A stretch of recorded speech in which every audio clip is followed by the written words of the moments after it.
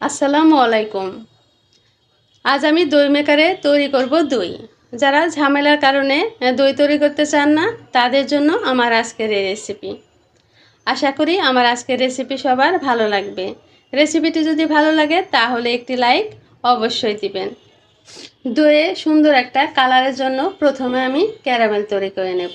এর জন্য এখানে নিয়ে নিলাম 1/3 কাপ পরিমাণ চিনি।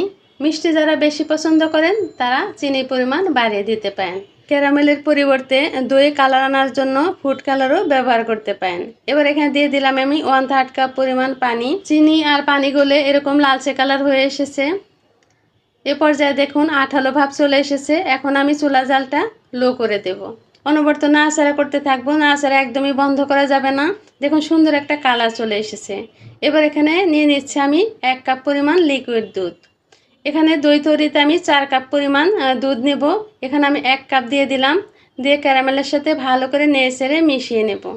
দেখুন সুন্দর একটা কালার চলে এসেছে এবং ভালো করে ক্যারামেলের সাথে দুধ মিশে গেছে। এবার এখানে আমি বাকি 3 কাপ দুধ দিয়ে দেব।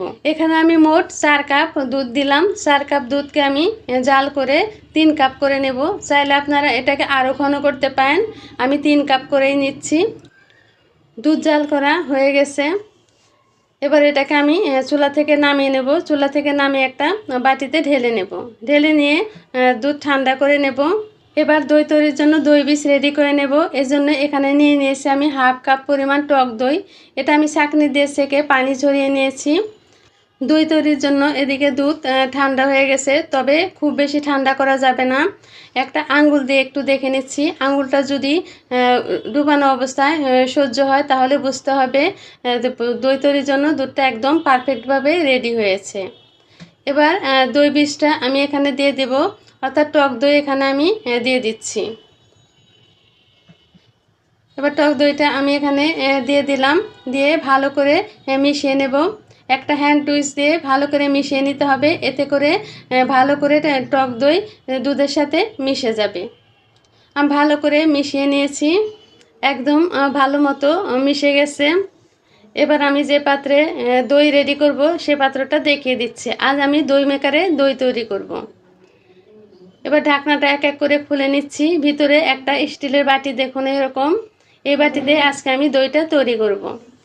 যারা ঝামেলার কারণে দই তৈরি করতে চান না তাদের জন্য এই দই মেকারে দই তৈরি খুবই সহজ। এবার স্টিলের বাটিটা আবারও দই মেকারের ভিতরে বসিয়ে দিচ্ছি। বসিয়ে দিয়ে আমি যে দইয়ের মিশ্রণটা রেডি করে রেখেছিলাম সেটা এই বাটিতে ঢেলে নিচ্ছি। সম্পূর্ণ মিশ্রণ আমি বাটিতে ঢেলে নিয়েছি। এবার ঢাকনাগুলো এক এক করে দিয়ে আমি ঢেকে নেব। সবগুলো ঢাকনা দিয়ে আমি ভালো করে ঢেকে নিয়েছি। এবার দই মেকারের সুইচ আমি অন করে দেব। দেখুন রেড লাইট জ্বলে উঠেছে। এভাবে আমি 6 থেকে 7 ঘন্টার মতো রেখে দেব। ফিরে এলাম আমি 6 ঘন্টা পর। 6 ঘন্টা পর আমি ঢাকনাটা খুলে নিচ্ছি এক এক করে। দেখুন আমার দইটা একদম পারফেক্টভাবে রেডি হয়ে গেছে। এরই মাঝখানে আমি একটু দেখে নিয়েছিলাম। এবার এটাকে আমি নর্মাল ফ্রিজে রেখে দেব 1.5 থেকে 2 ঘন্টার মতো। আমি 1.5 ঘন্টা পর তো ফ্রিজ থেকে নামিয়ে নিয়েছি। দেখুন একদম দই বাটিতে সেট হয়ে গেছে সুন্দর মতো। এবার আমি একটু কেটে দেখাচ্ছি। রেডি হয়ে গেল আমার আজকের দই মেকারে তৈরি মজার দই। আশা করি আমার আজকের রেসিপি সবার ভালো লেগেছে। রেসিপিটি যদি ভালো লাগে তাহলে একটি লাইক দিবেন। আমার চ্যানেলটি প্লিজ সাবস্ক্রাইব করবেন। যদি পেজে থাকেন তাহলে পেজ ফলো করবেন। সবাই ভালো থাকবেন। আল্লাহ হাফেজ।